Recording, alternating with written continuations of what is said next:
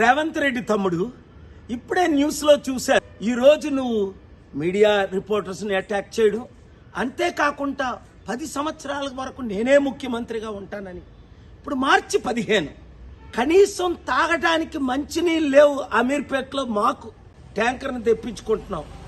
1,20,00,000 మంది హైదరాబాద్ సికింద్రాబాద్లో, 4 కోట్ల మంది తెలంగాణలో మంచినీళ్ళు లేని మార్చిలోనే లేవంటే మరి ఏప్రిల్ మే జూన్లో ఎలాగుంటాయి? ఒక్కసారి ఆలోచించు, ఒకసారి అర్థం చేసుకో. దేవుడు మనల్ని ఎందుకు కలిపాడు? నేను పోటీ చేయకుండా వరంగల్లో నీకు ఎందుకు మద్దతు ఇచ్చాను? రాష్ట్రాన్ని బాగు చేయడానికి, అప్పులు తీర్చడానికి, అభివృద్ధి చేయడానికి, మంచి చేయడానికి. మరి నువ్వేం చేస్తున్నావు?